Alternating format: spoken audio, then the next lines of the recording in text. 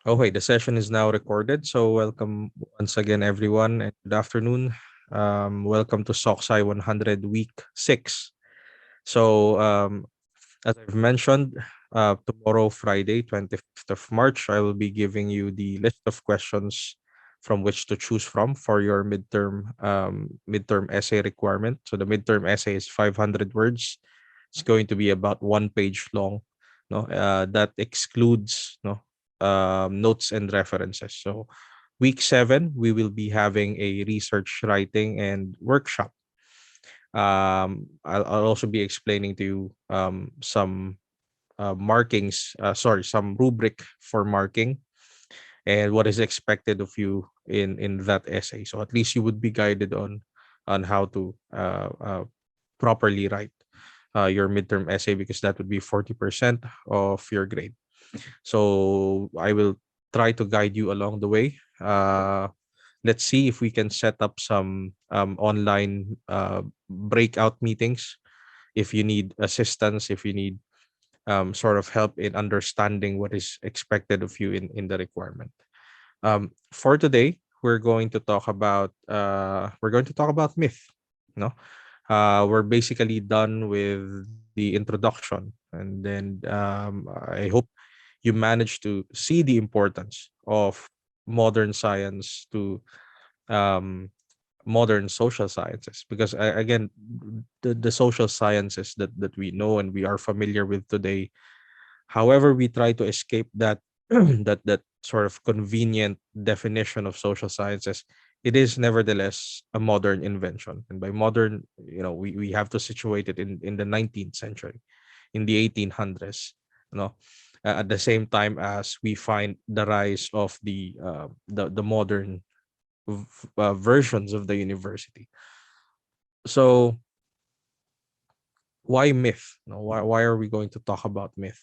um Let me share with you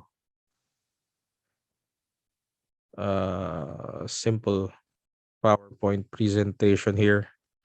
There's nothing really much in it except for pictures and some texts, but we'll shift to a more text heavy presentation probably a bit later on.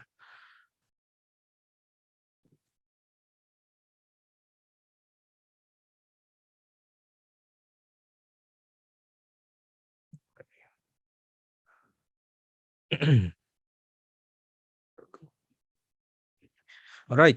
Um, so we're now in part two, right? The first one is historicizing the social sciences, and when I teach this particular course before, I tend to give out a hint, no, not a hint, but I tend to preempt the discussion on the emergence of the social sciences in modernity.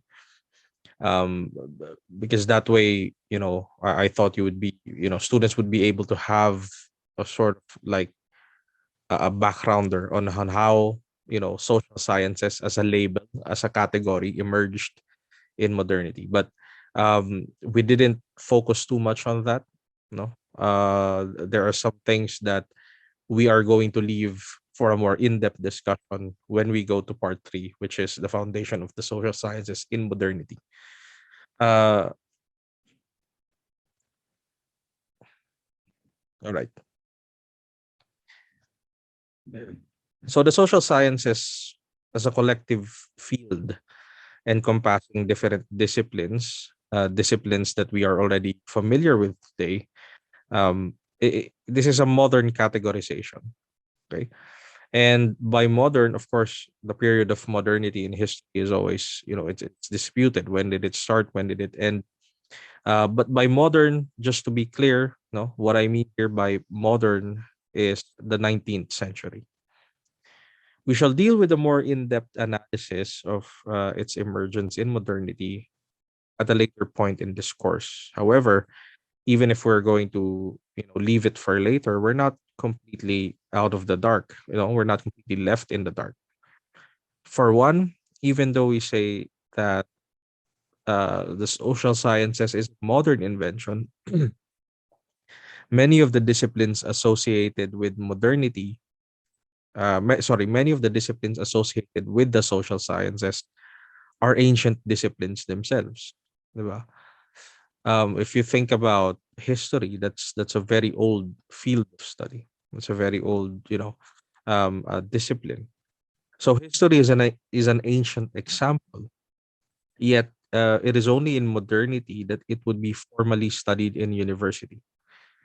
So prior to that, history was a scholar's work, but it's not something that's fully integrated in university life. No?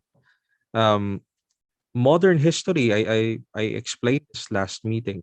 Modern history distinguishes itself from its pre-modern counterpart, if only because um, modern history adapts the language of social sciences. Right? That might be a very difficult concept to understand, given that we're working with in other words general ideas here. So if we say that history becomes modern by adapting the language of the social sciences, then we might ask, what is the language of the social sciences? Oh, sorry, what is the language of the modern social sciences? The language of the modern social sciences is the language adapted from the modern sciences. Then we begin to ask, what is the language of the modern sciences? No? Uh, are you able to follow so far? Nasusundan naman? Okay, sige, I'll try to repeat that. So, history becomes modern because it adapts the language of, well, basically, let's simplify it. History becomes modern because it adapts the language of modern sciences. So it becomes modern social science by adapting the language of modern science. So what is the language of modern science? Okay, it would do us well to remember that the emergence of modern social sciences was profoundly affected by the development of modern science, which in turn was kickstarted by the Copernican revolution. There is a huge gap between 1542. Okay, 1542 is the year of the publication of the on the revolution of the celestial bodies by Copernicus, all the way to the early decades of the 1800s. But gradually, the language of modern science, no, which focused on a mistrust on authority and placed importance on experimentation and scientific method, it was adapted by some disciplines that dealt with the social aspects of life. Right. So again, quick recap: modern science had a mistrust on authority because the frustration of Copernicus was that for 1,800 years, since Ptolemy advanced the geocentric model, or since Aristotle basically, had this framework for physics, a lot of this stuff remained true in 1,800 years, because no one questioned the authority of the likes of Aristotle and Ptolemy. That's one reason. The other reason is that the church also appropriated the teachings of Aristotle and Ptolemy, because some of their teachings, and the emphasis is on some, work well with Christian doctrine, right? So Ptolemy's teaching that the earth is at the center of the universe was very much appealing to the Catholic Church, to the Christian Church. Why? Because God created man in his own image and likeness. Human beings are, the most important creatures. We are called the stewards of creation. And so it makes a lot of sense for us to be placed at the center of the universe, at the center of the solar system. So pre-modern science, if we could conveniently call it that way, focused on the mastery of authority, the understanding of figures of authority such as Aristotle, such as Plato, such as Euclid, such as Galen, such as Ptolemy. among others. But for Copernicus instigates a new way of doing science. Science is not about learning the mass or mastering the past. Science is not about learning authority, but science is about, discovering something new. And what you discover has to be verified by experimentation, by testing your hypothesis. So gradually, what Copernicus ignited was this spirit, was this desire for a scientific method, no? How to basically test our ideas. So modern science is no longer about mastering past authority, but the discovery of new knowledge. Right? So it placed emphasis in experimentation. In pre-modern science, experimentation, there was no need for it. It wasn't in their framework because for them, science has already been figured out by the likes of Aristotle and Ptolemy. So we only need to learn those people. For Copernicus, if we are to do science, okay, we recognize authority, sure. But we have to conduct experiments in order to make sure that what the authority is saying is still true, is still relevant, right? So modern science focused on the mistrust of authority. It placed the emphasis on experimentation and scientific method. And sooner or later, this sort of objectivity, this sort of very quantitatively, this sort of data driven way of inquiry defined science itself.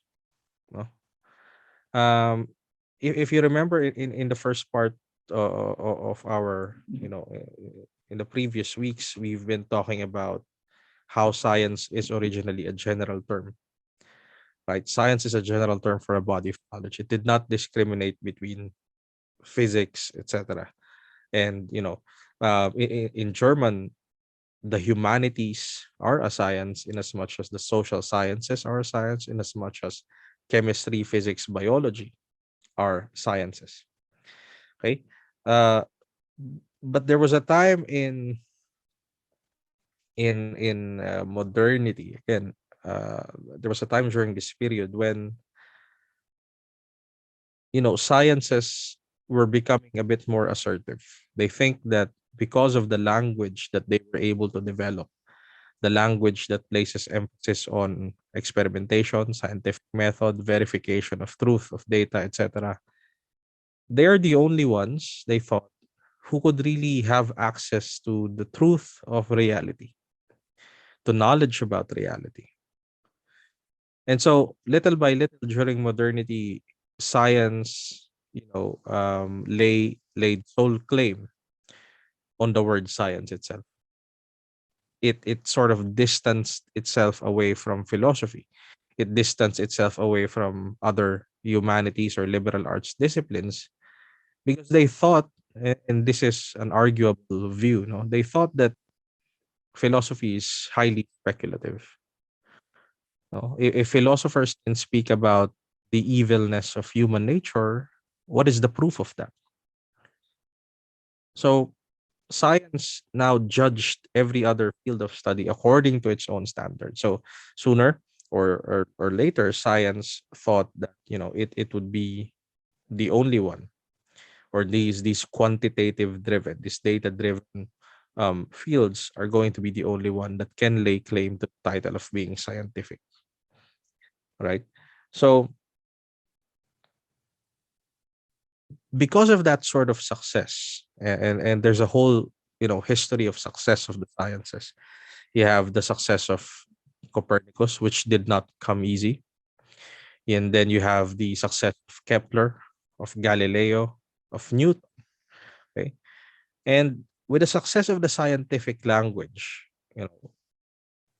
there were some fields of study fields of study dealing with the social aspect of life, fields like history, fields like politics, fields like uh, economics, fields like anthropology.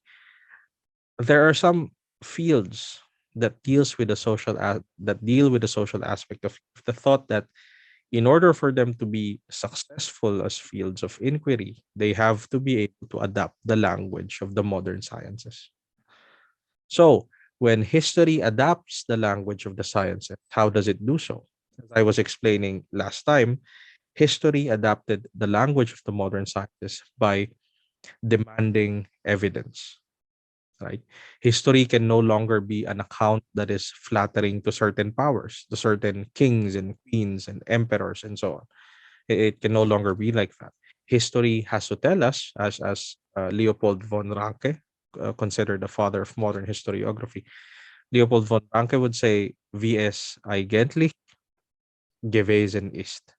What exactly happened? What actually happened? Right. So that was the demand of history.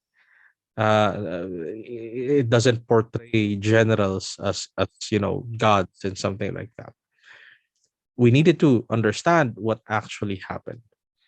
So the emphasis on actually, is a very important emphasis, because it said it suggests that history was trying to adapt the language of empirical science. Again, empirical, coming from the Greek word empiric, which means experience. So experience based, what actually happened, what actually transpired. And so modern history, when it adapted the language of the modern sciences, became modern in itself, as a social field of inquiry, as a field of social inquiry rather, that adapts the language of the sciences. That is how we can basically understand, we can basically define the modern social sciences. These are fields of social inquiry that use the language of the modern sciences. Okay.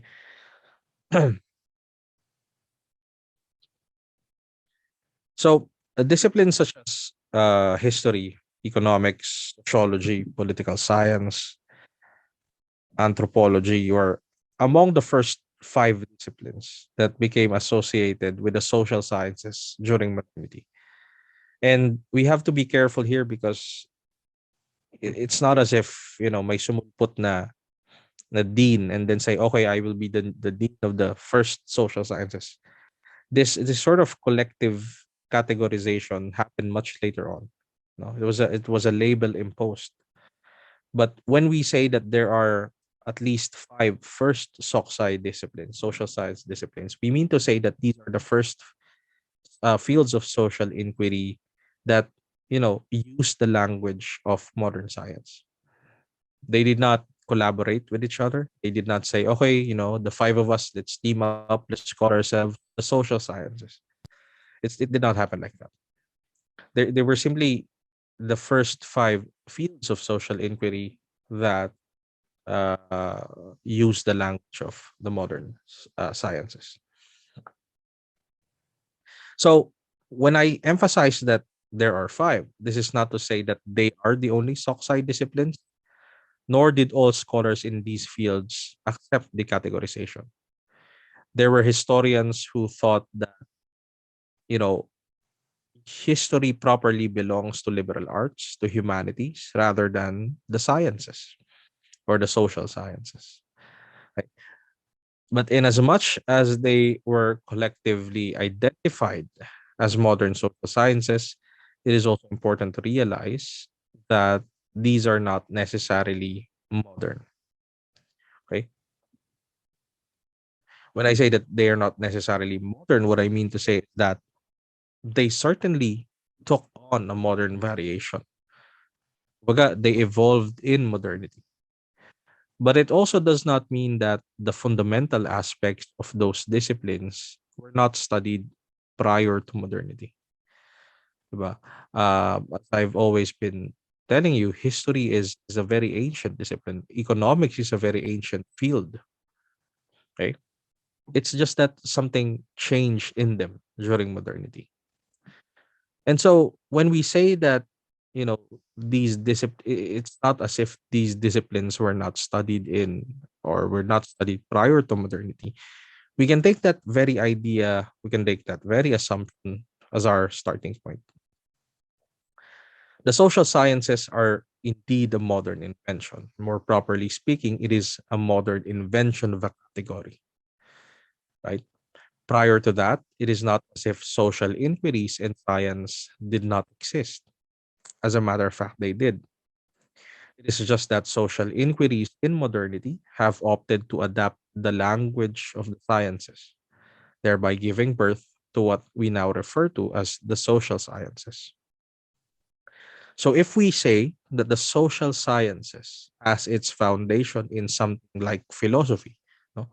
Because again, that's the title of the second part of our course, Foundations of Social Sciences in Philosophy from Ancient to Medieval Period, right? If we say that the social sciences has its foundation in something like philosophy, we're not exaggerating. We're not stretching the argument here. But of course, this would only roughly make sense to people with a basic, background in philosophy. Okay, so this is something that I do want to ask. Um, who among you here, has a very well, at least an understanding of what philosophy is? Meron ba dito, or is this a completely like new term to you, or do you have an understanding basically of what philosophy is?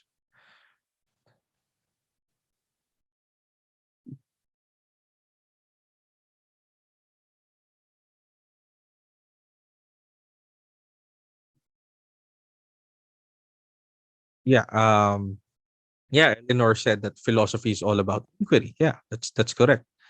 Um, that's a very pointed observation. But I'm more or less interested in. So this is more or less like a survey. No, have you had any background in philosophy whatsoever? Have you guys had any background in philosophy? Just a quick show of hands, of thumbs, maybe. Leo has a background here. For the others, wala.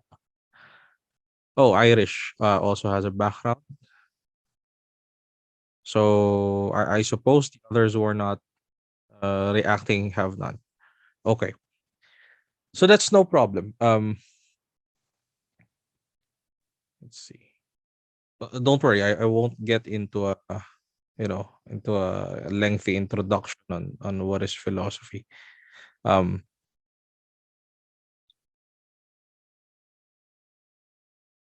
so let's try. I'll try to provide a brief background on that. Um, so we come to the questions. We now come to the question that actually many practitioners of philosophy, such as myself, um, quite despise. It's the question, what is philosophy? Because when we say we despise it, it's a very simple question, but at the same time, it has a very complicated answer. It's not something that you could easily define, as though you were asking, what is biology? Biology is the study of life. Okay. Uh, as a fresh graduate, uh, hold on, where is it not there? As a fresh graduate, several years ago, no,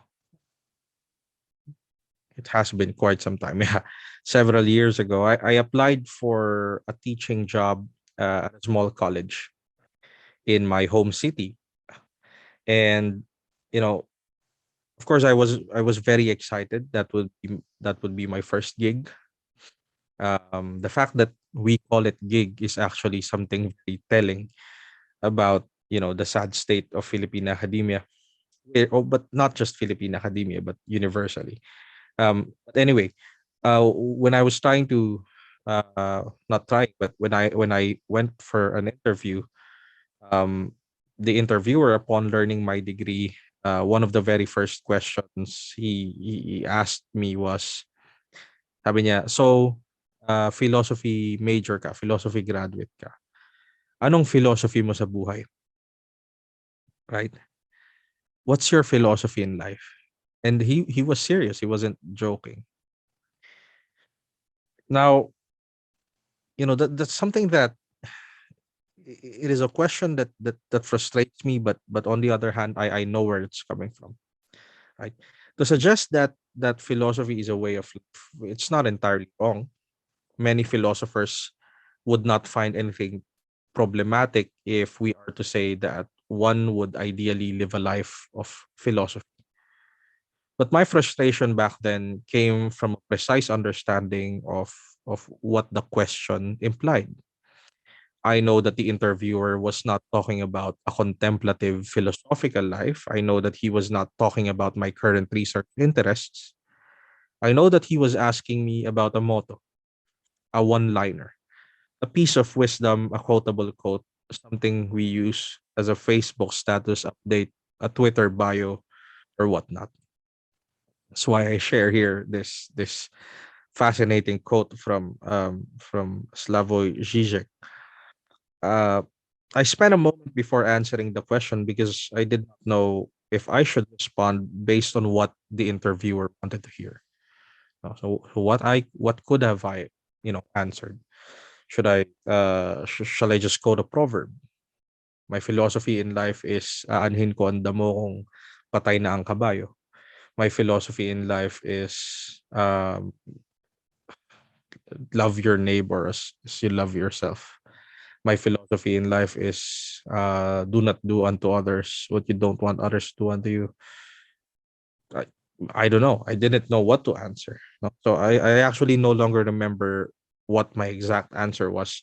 Although I do remember at some point that I hinted that there are certain very complicated, very complex things that would not benefit from an extreme simplification. No? And so reducing philosophy to a one-liner piece of wisdom is something that I'm very much against with. Now, when you think about it, when I think about it, when I reflect about it, I know that I knew that that part of my answer was done out of risk, because on some level I knew that I was already hired, that the interview was just some formality that they needed to do. So of course, to be able to place myself in such a risk meant that I was also in the position of privilege.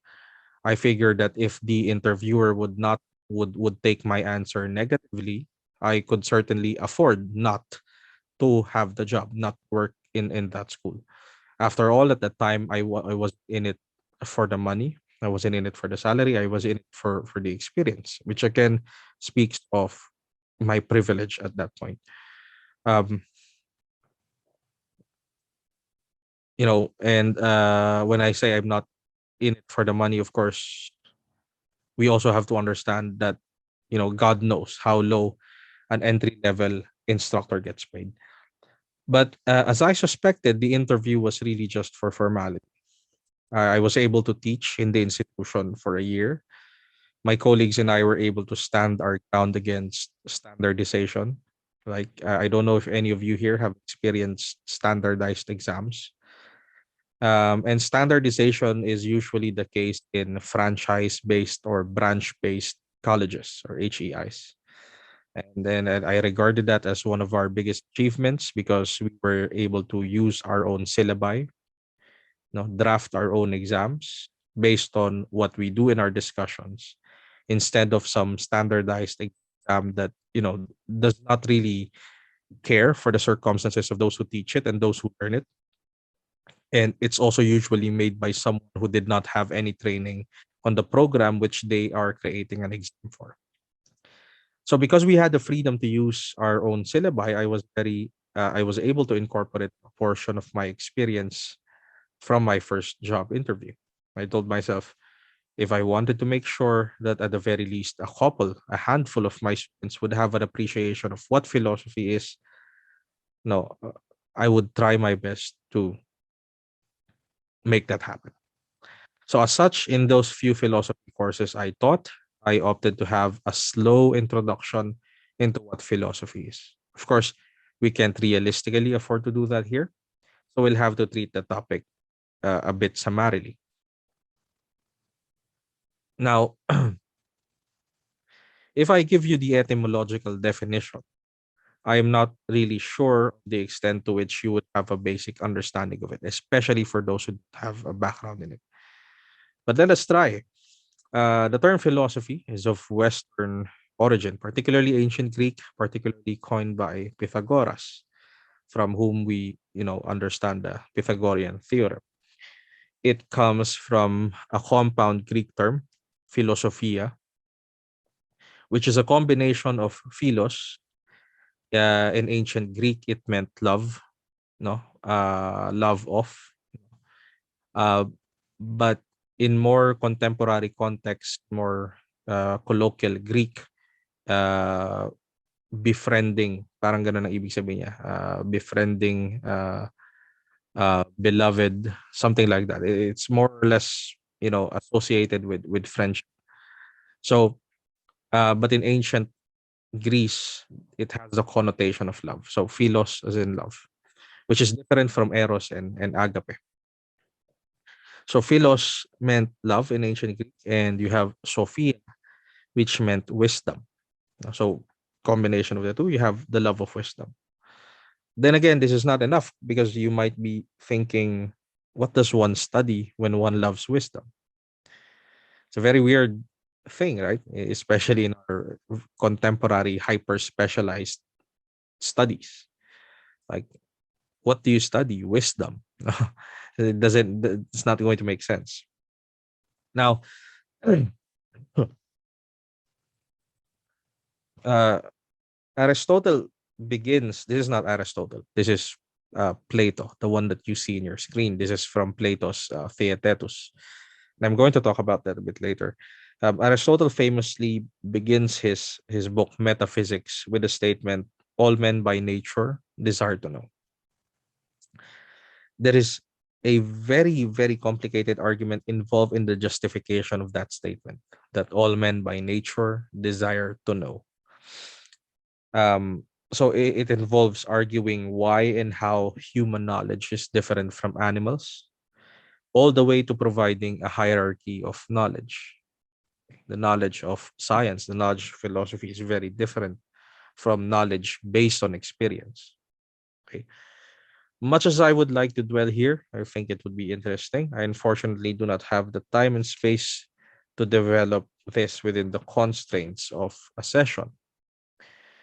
But even if we are setting aside some, complex arguments, we can still remain faithful to Aristotle when we interpret the statement as an argument for man's natural tendency to be curious. Okay. So both Plato and Aristotle speak of the origin of philosophy in terms of wonder, okay, um in terms of curiosity. Okay.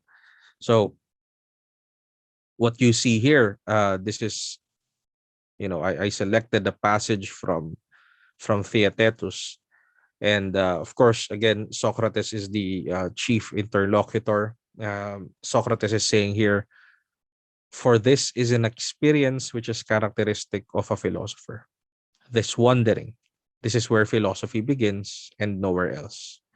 So Eleanor said in the chat earlier that philosophy is about inquiry. That's correct. That's a very good observation. The reason why we inquire is because we have this capacity, we have this tendency to wonder, to be curious. Um, Aristotle says a similar thing. No? This is in Metaphysics 1.2, or Alpha the Lesser, Alpha Minor. Um, According to Aristotle, for it is owing to their wonder that men both now begin and at first began to philosophize. They wondered originally at the obvious difficulties. They advanced little by little and stated difficulties about the greater matters, about the phenomena of moon and those of the sun and the stars, and about the genesis of the universe. And a man who is puzzled and wonders thinks himself ignorant, whence even the lover of myth is in a sense a lover of wisdom, for myth is composed of wonders. Therefore, since they philosophized in order to escape from ignorance, evidently they were pursuing science in order to know, and not for any utilitarian end. And this is confirmed by the facts. For it was when almost all the necessities of life and the things that make for comfort and recreation were present that such knowledge began to be sought. Right? This is a very loaded statement. Aristotle is saying here that people originally wondered about obvious difficulties. And what could be those obvious difficulties? Right? We'll talk about that a bit more later on. But he becomes more specific here when he says that, later on they engage in more complex problems. Example, about the moon, about the sun and the stars, and above all else about the origins of the universe, the genesis of the universe. No, how did it all start? Right. So if you think about curiosity, if you think about this capacity to wonder, right, to a great extent, you are probably reminded by your childhood, right? And I don't know if any of you have read this book, this very short story, The Little Prince, no, Le Petit Prince by Antoine de Saint-Exupéry. So The Little Prince, for example, for those of you who haven't read it, it is one of the best imageries in how philosophizing, the practice of philosophy, is like a child's activity, right? And if we say that, no, philosophizing is like, philosophizing or philosophers are childlike. Why do you think that is the case? What is common between a philosopher and a child based on what we've been talking about so far? Okay, a child is full of wonder, you know.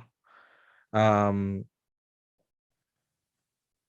Eleanor says a child is full of wonder. Andrew says they may ask questions. Okay, again, please, very sorry about this. Please put your chat or send your chat to everyone, so that others could see it as well. I really don't know why it defaults to direct messages. Um, I noticed someone was raising their hand. I wasn't able to catch it. Ako po Yeah, yung kanina, Joshua. sir. Yeah, Both a philosopher and a child is never contented. never contented. That's correct. No. Again, just to repeat the answers of Eleanor, a child is full of wonder. Andrew says they ask many questions. Mia here says they are full of questions about everything. No. Um, and of course, philosophers aren't really children. We're not saying they're childish. We're saying they're childlike because they're very much interested in asking questions that otherwise grown-ups are no longer interested in. So if we take our own experiences, for example, if we are to do a little bit of introspection, um I don't know if you would agree with me, but when I was a child, I had very, I had a lot of questions. A lot of things interested me. A lot of things piqued my interest. But at the same time, as I was growing older, as I was growing up, I was sort of taught not to ask too many questions, because when a child asks too many questions, it seems like you're pestering your parents, are you not? Like it seems like you're becoming a nuisance, naging makulit, maingay, madaldal. So I don't know. I think some experiences are the same. Um, all right, all right. Let's sort of devote a couple of minutes here. Would you still remember some of the childhood curiosities that you had? Anyone here would like to share? Would you still remember some of the childhood curiosities that you had?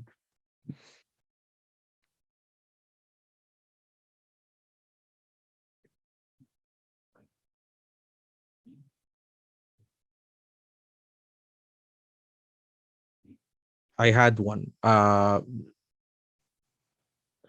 always wondered why the moon followed me wherever I went. Right.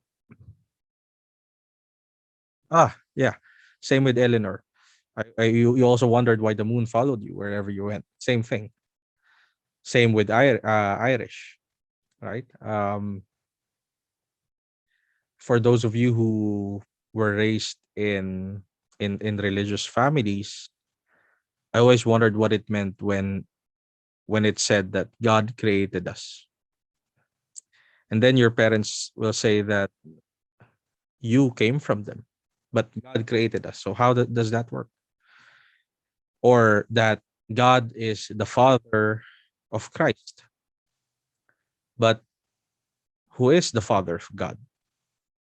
Does the father of God have a father? No, I wanted to know the family. But of course, theologically speaking, when I grew up, I realized that it's not like that. The Trinity is not it's one substance in three persons, but not as in like a familial hierarchy. Um, so these are the things that you know piqued our curiosity. These are the things that, but you notice that when you grow up, you tend to lose those questions because other grown-ups become a bit more intolerant, impatient with you, right? Impatient with the constant questions, with the whys. So we have a natural tendency to be curious, to be disturbed, to wonder, and so to question something that we might find strange or interesting. Many grown-ups have outgrown such tendency. We have preoccupied ourselves with what we deem to be more important things. This is why we value obedience as a virtue. Huwag ka na magtanong, di ba? Sumunod ka na lang. And surely there are a lot of dangerous social, political, and cultural implications that we can derive from that. If for those of you who have been actively following the political circus that is the Philippines, you don't have to there is a reason why other loyalists, other supporters of certain candidates would dare not question. No, dare not question, for example, certain questionable practices. Because for them, questioning is no longer important. And if you think about it from a social scientific, from even a philosophic, historical position, and then you learn that human beings have a natural tendency to be disturbed, that is scary because that means that we're no longer disturbed. No, ancient Greek philosophers would sort of define human beings as having the capacity to be moved, to be disturbed. But if we no longer have that, what does that make us?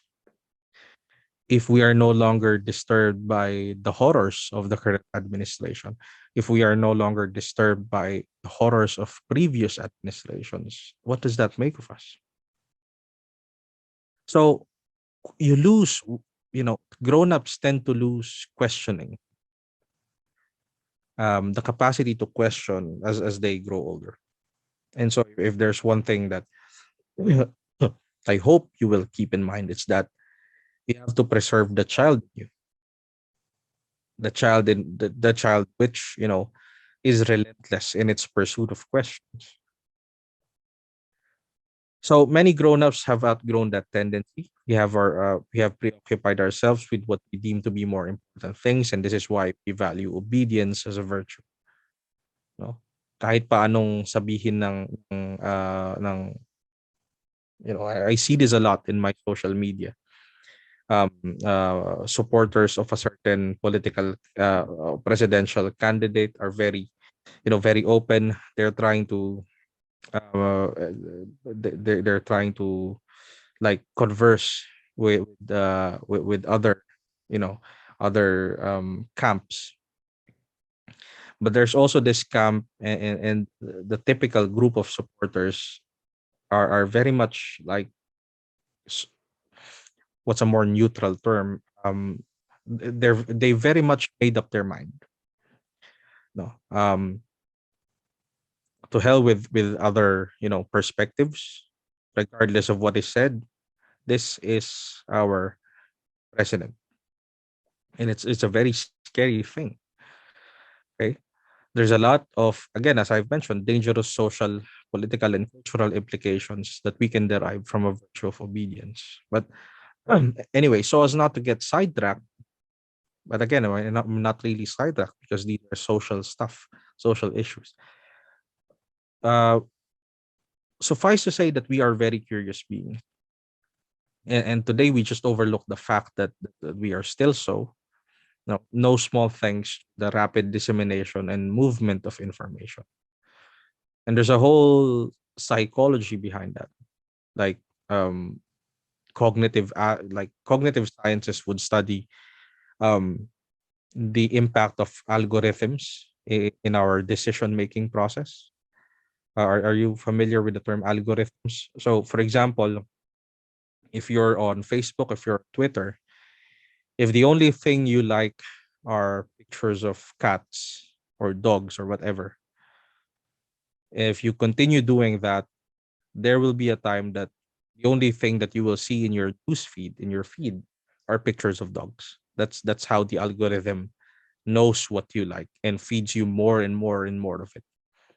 By the same token, if all that you like are, this sort of like short clips on some conspiracy history on in Philippine history, more and more that's what you'll get. Kaya nga supporters of Lacson, supporters of Bongbong Marcos, supporters of Robredo, even supporters of Calyodi, supporters of anyone, basically supporters of Trump, no, because they get stuck in that bubble. They don't go out. No, they're not able to go out because of the algorithm, right? And so we take for granted these things, and we take for granted that movement of information, that mobility of information. We take for granted the rapid dissemination of these information. So you know um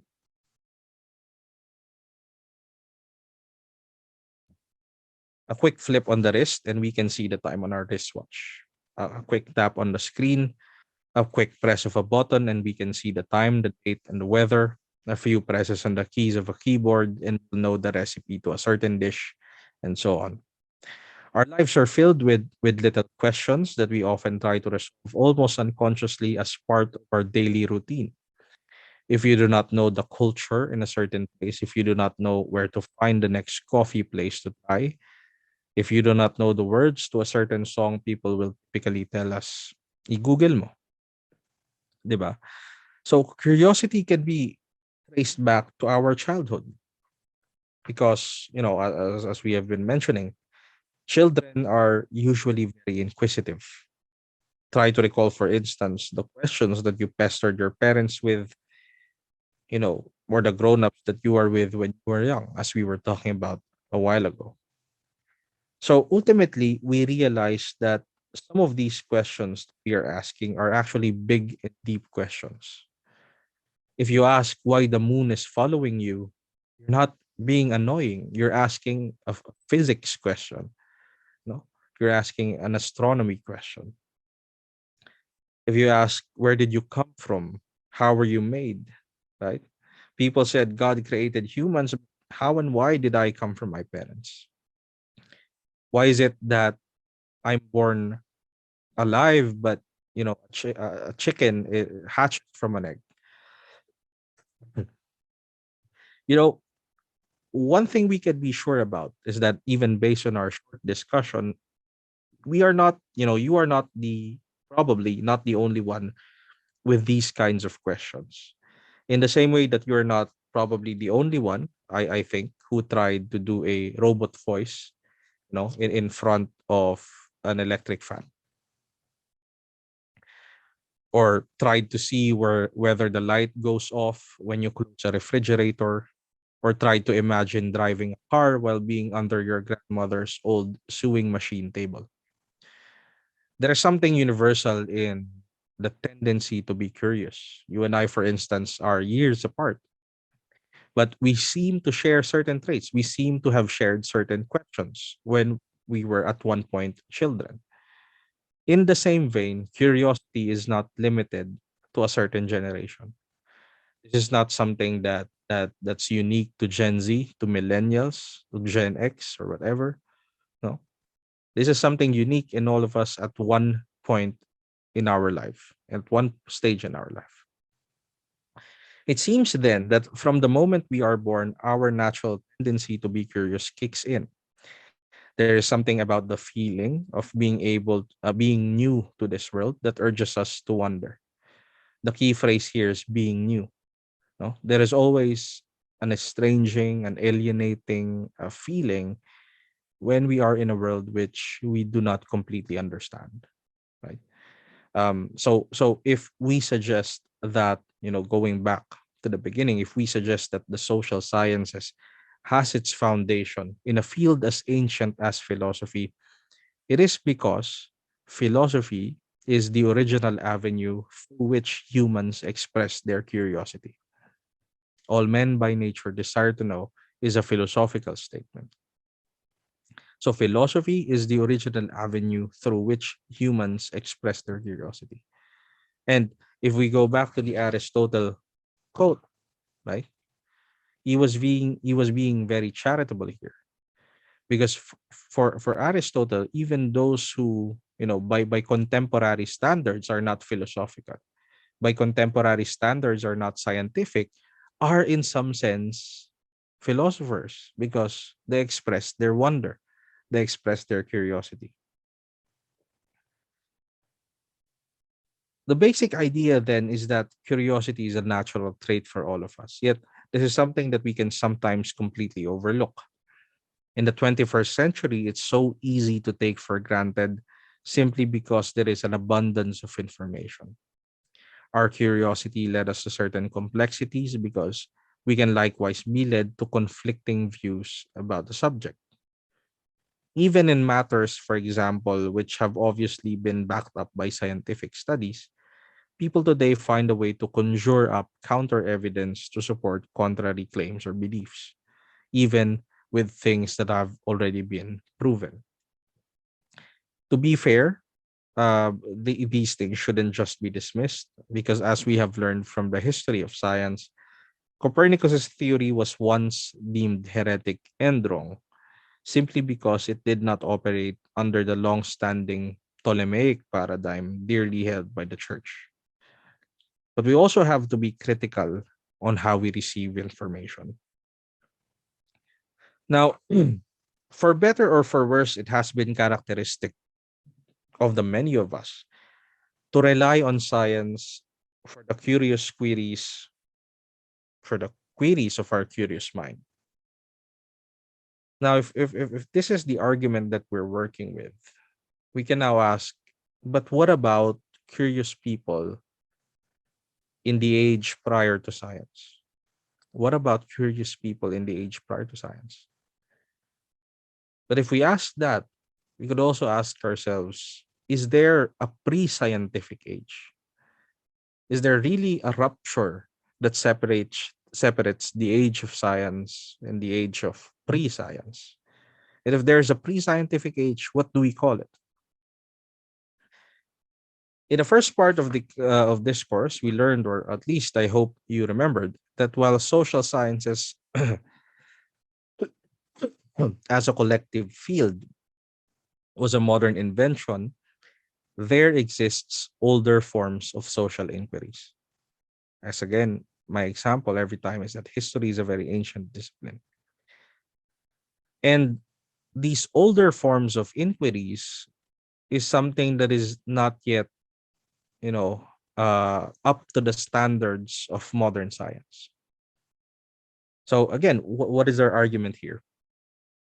The modern social sciences as a collective field was a modern invention. It's a modern invention of a category. But there are versions of this there exists older versions or older forms of inquiries prior to the invention of the category of modern social sciences. It is not, it's just that it's not up to the standards of modern science. No. Now, the question is it fair to judge them following the standards of modern sciences?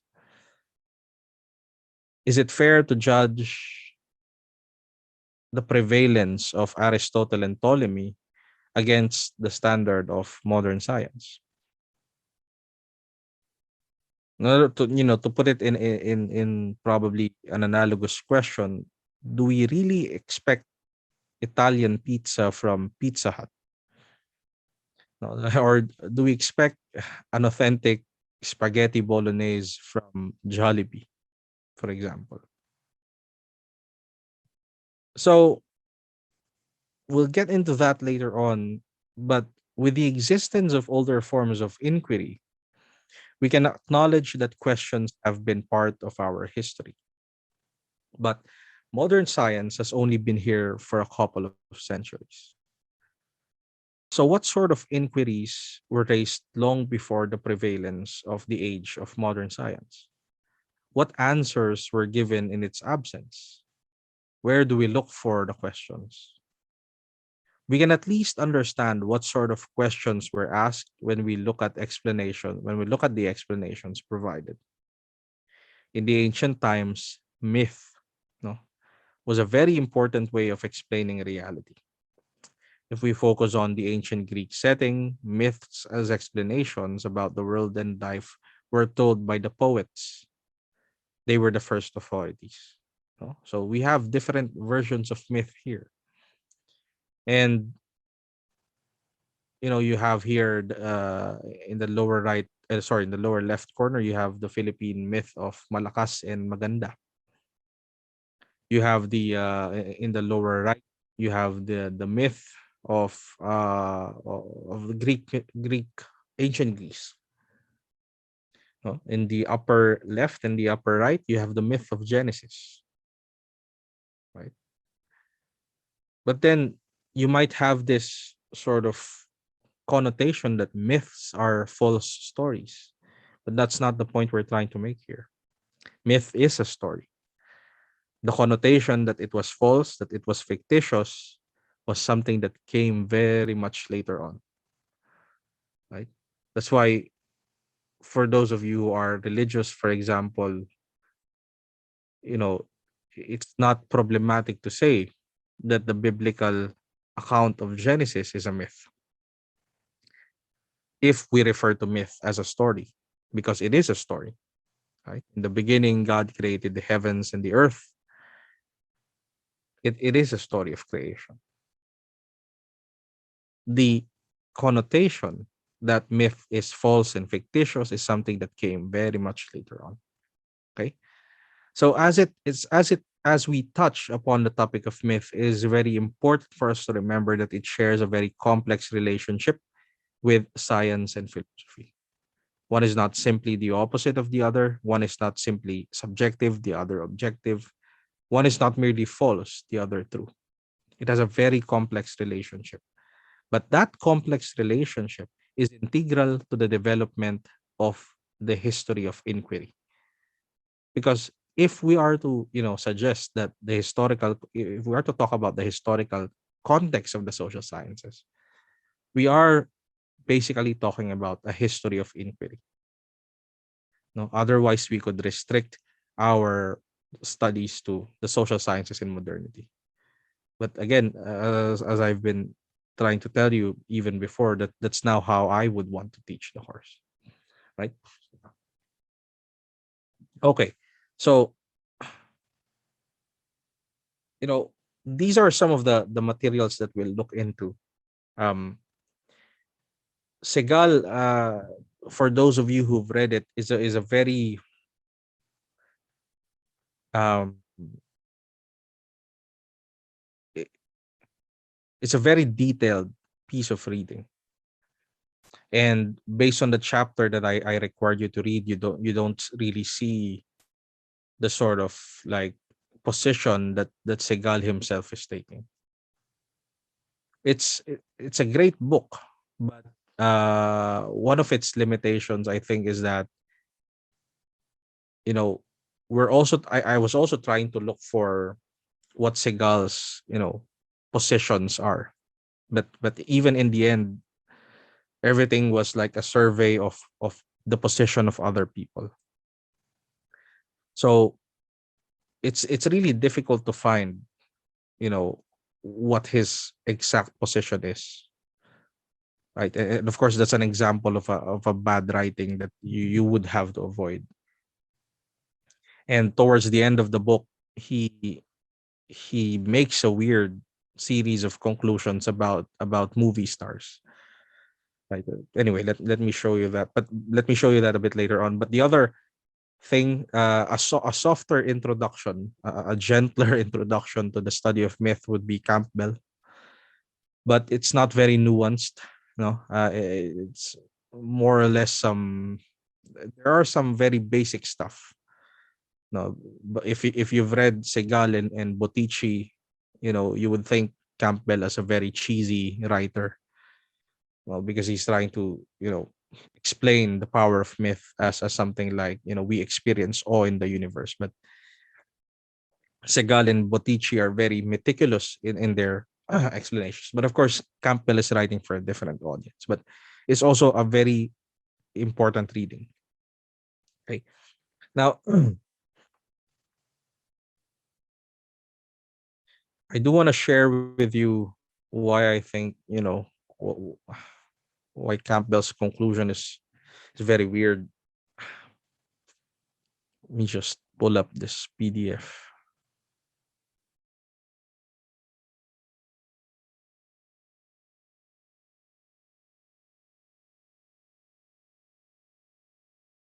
Because in the end um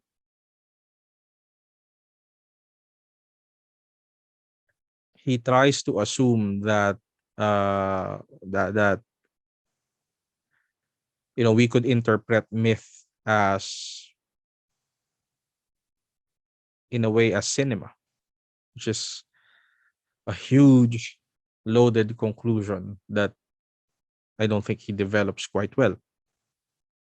So in the conclusion of this book, he says myth was assumed to be part of religion, which was assumed to be the primitive counterpart of science, which in turn was assumed to be whole modern. This is the sort of, not his conclusion, but the summary of the history between myth and science. Again, here he's rehearsing some positions.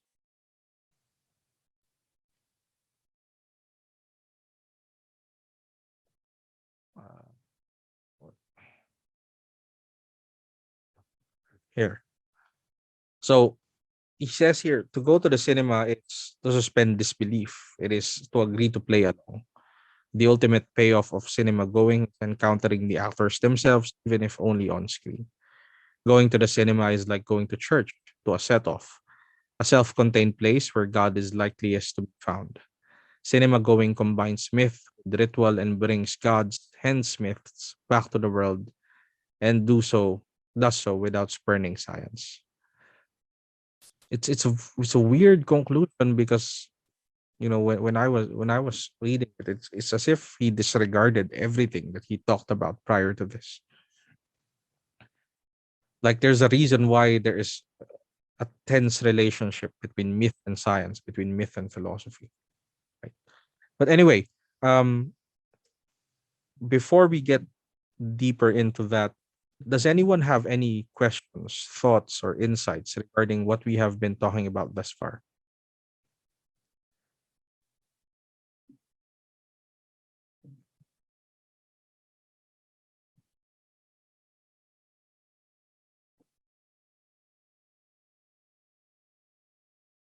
Any questions?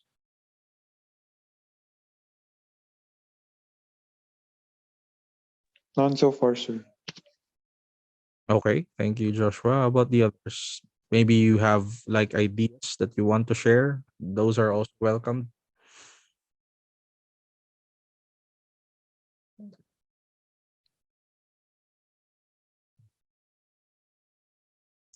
All right.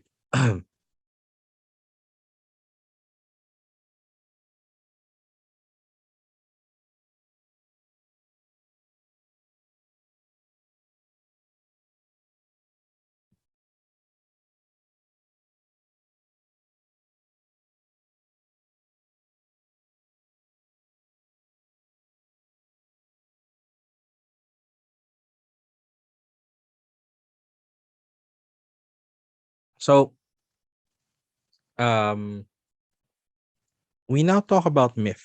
No? And for those of you who have read Robert Sigal's chapter on myth and science, do you have any questions? Again, let's use that as our point of departure. Questions, thoughts, or ideas, maybe even criticisms, those are welcome. Observations, anything that you cannot all say about the chapter of Robert Segal on myth and science. To sort of use that as a point of departure for our discussion. Yeah, Andrew, please. So in the reading, I just have a clarification Sure. regarding Levi Pearl's sentiment or notion that I forgot which page, but I've written here that he said that primitives seek to commune with nature rather than to explain it. And I've been reading it. It seems kind of vague to me. I do think that it opposes what Malinowski's are trying to say, which is instead of trying to commune with nature, Malinowski asserts that they try to seek to control nature instead rather than to explain it. So Mhm. can you elaborate or clarify lang po dun sa view ni Levi Bro? Thank you po. Yeah, sure. Let me pull that up. Okay, so here's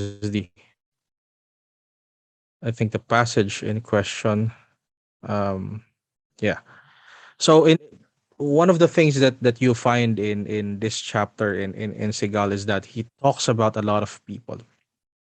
No, and he tries to put different ideas side by side. So if you're going to look at this as a thesis, this is sort of like a heavy literature review.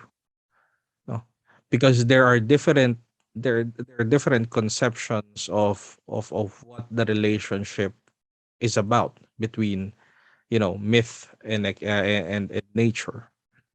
So uh in this particular part of the text, Segal recounts that Levi Brul asserts that primitives seek to commune with nature. He quotes here, right? The one highlighted in green, if you can see so, and I quote: primitives seek to commune with nature rather than to explain it. Okay, end of quote. It's very different from saying that primitives, according to Malinowski, and quote unquote, control nature.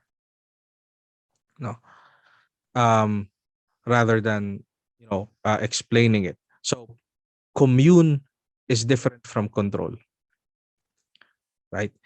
We can understand it in what do you call this? In our we can understand this through our relationship with world. And I'm going to provide I don't know, I hope this will be helpful, but uh, I'm going to provide a very modern analogy. For example, let's take the problem of climate change, right? Let's take the problem of climate change. There are views that would say that the natural disasters that we've been experiencing, um, because I don't know if any of you here is interested in environmental or ecological crisis or concerns. We have affected the environment so much that now, actually not now, it was in 2002, a certain scientist suggested that we have to think of our period as a new age. And if you're familiar with the geologic time scale, like, diba, we have different eras, epochs, periods, etc. And for the longest time, we think we have been living in the Holocene period, or it's the Holocene. But Paul Crutzen, this Dutch scientist, suggested that actually we're no longer living in the Holocene. It's no longer nature affecting nature. We are living in the Anthropocene. It's man affecting nature. So what does that tell us? What it tells us is that we are agents affecting nature, but that a certain question remains: is nature passive? Kumbaga, tatanggap lang ba siya ng mga pang-aabuso natin? Right? But then we have natural disasters and disasters which are previously unheard of. Disasters like fire tornadoes are no longer like science fiction or movie stuff. It became real. Fire tornadoes. Imagine how that happens. Right? It was previously physically impossible, but because of the damage we caused to nature, you know, um, it sort of it became possible. Now, what does that tell us? On the one hand, there is this view that nature is passive. It just receives our abuses, our use and abuse of nature. On the other hand, because there are disasters hit here to believe to be impossible, but now are possible, then we develop a sense that maybe nature has its own agency. Maybe nature has its own, capacities, or the autonomy of nature, to put it in more philosophical terms. So if we think about that, this is where the difference between the language of communing with nature and controlling nature takes place. So when we say we commune with nature, we are communicating with something that we think has its own autonomy, has its own self-governing laws. When we control nature, we think of nature as something passive, right? So the primitives seek for Levi-Brule to commune with nature, because for Levi-Brule, his understanding is that primitive people think of nature as a force, as a power in itself, and as such, it's something that we need to not control but commune with. Okay. On the other hand, for Malinowski, primitives sought to control nature. It's something that for Malinowski, primitives are people who were trying to uh, bend nature into its own. Right? Does that help a little bit, Andrew? Does that make sense? Yes, sir. Thank you po for clarifying. Okay. Yeah. How about the others? So again, as I've been saying, Segal here is offering a lot of ideas, a lot of ideas, a lot of thinkers, a lot of positions, and we will not have the time to study all of them in depth, in the sense that we can understand the nuances of thinker per thinker. When I say nuances, I want to emphasize nuances because more or less some of these thinkers are on the same page at some level, but they also have minute differences, which, even if these are small differences, this makes a huge impact on their argumentation. For example, again, just to pick up where Andrew was coming from, Levi-Brule and Malinowski are both thinkers who think that primitives had a relationship with nature. That's their common ground. But whereas Levi-Brule believed that primitives communed with nature, Malinowski believed that primitives controlled nature. Okay. All right. So yeah, how about the others? Yeah, Mia, please. Hello po, good afternoon. I don't know Yeah. po if this will contribute to the discussion that we have right now. Pero I have something that interested me po from the reading. Sure. From is this page 13. Like when like myth as modern science. Yung sa last part po, sinabi na, instead of setting myth against science, this tactic turns myth into science and not as is fashionable today, science into myth. Like, kasi po, this I was also Sorry, taking Science 11 what page is this? page 30, 13 po siya sa page na, wait lang po, page 4 siguro sa buong PDF. Okay, let me look for that. Yeah, please continue. Yeah, sorry. Yes po. So this ano po kasi this I was also taking Science 11 and I find it amusing na nagkaka-connect po yung mga subjects ko. And Mhm. so parang may activity po kami na like pinapagawa po kami ng like pinapa-connect po sa amin yung math and science. And yun po, nagtanong po agad ako sa sarili ko na are myths like do we have to incorporate a myth na scientifically proven since this is science and I don't know how to connect it. Tapos I also question po na baka myths are like just like connected to our ethics, beliefs, and religious or moral ethics. Kaya yun po, like with the examples na given, like sa Bible po, yung mga plagues, yun po, parang na-realize ko na, may connection pala talaga sila and myth turns into science, parang ganun po. Yun lang po. Yeah, thank you for that. Yeah, that is a very brilliant reflection there. It's the same thing that I was sort of trying to hint earlier, right? Do we judge myths? No, do we evaluate myth by the standards of science? Right? Kumbaga, yun nga yung parang provocative question, right? Do you complain at Jollibee by saying that their spaghetti isn't authentic? No? Ah, or uupo ka ba sa Jollibee at maghihintay ka ba ng waiter kung order ka ng pagkain? No? Or I don't know why Jollibee is in my mind. Probably it's homesickness or whatever, no? But pupunta ka ba sa Jollibee and are you going to say, pa-order ako ng burger steak, medium rare? No, it's not something that we would do. I don't know if you're getting the analogy here.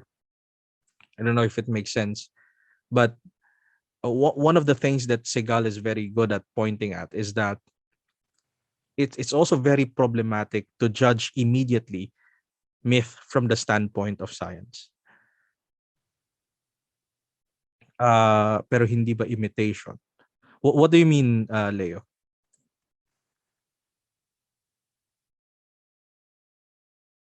Yung tinatanong niyo po kung gets yung analogy, parang hindi po ba parang ibang bagay yun? Yung Pinoy spaghetti, kinopya lang po talaga sa Italian spaghetti. Parang ibang case siya sa myths saka science, di ba? Mhm. Pagka sinabi natin kinopya, how do we understand a copy?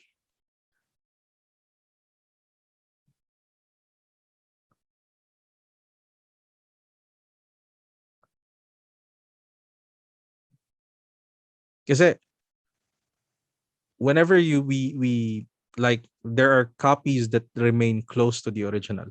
I don't know if you get that. But in a sense you're correct. It is an imitation. It is a poor imitation.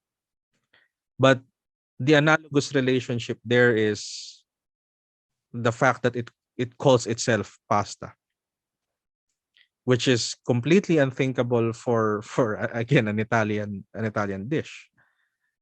But all right, if we do away with the with the analogy, both myth and science have explanatory functions.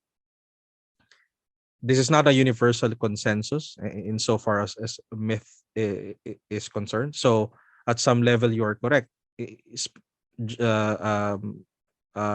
Pinoy version of spaghetti is quote unquote a poor imitation of an the Italian version. But the thing is that it does not present itself as an imitation. it does not say here is our cheap version of spaghetti. Like Pinoy spaghetti has taken an identity of its own. I don't know if that makes sense. No, it has taken an identity of its own, distinct from an imitation, maybe derivative of it, but distinct, but already beyond an imitation. So at some level, we may say that myths were trying to what do you call this? Myths were trying to um, provide an explanation for reality. But if we're going to judge it from the standpoint of science, it's also going to be very problematic because science has a different framework in the same sense that again we don't judge a Pinoy spaghetti by Italian standards, something like that.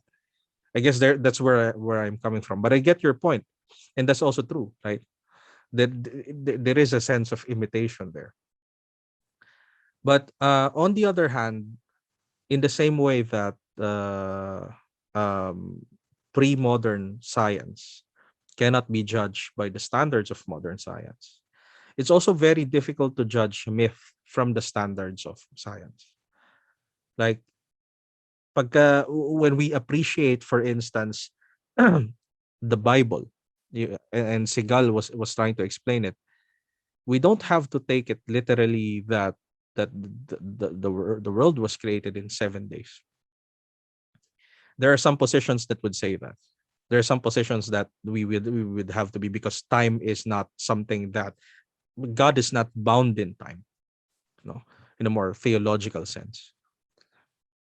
So if we what Mia was saying was close to my the question I raised earlier, because it becomes very problematic when we say that myths aren't empirically reliable, aren't tested against the backdrop of experimentation. It's not supposed to be, right? But it has an explanatory function. And that's not, again, a universal consensus for all mythologists, but many mythologists would agree on that, despite the nuances in their arguments. It has an explanatory function. So just to be able to, we will continue definitely next meeting, and then we'll have the workshop. But just to show you, um, what I mean, so that we can suspend at least the negative connotation that myth has. Because ultimately, my argument here is that myth was very important in the history of inquiry. Whether or not, and Sigal and Bottici are both important in talking about, have we successfully overcome myth? Because there are still myths today.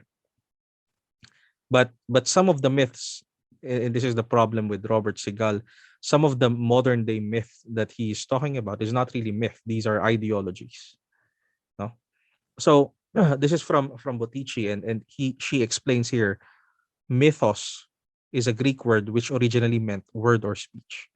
It doesn't have any connotation of a fictitious false story.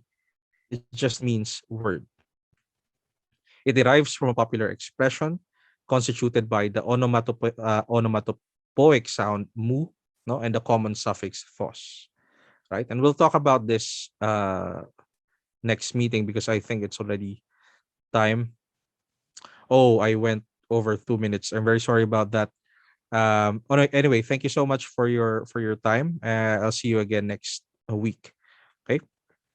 If you have any questions, feel free to email me, or feel free to reserve it for next week. Thank you. I'll end the recording now.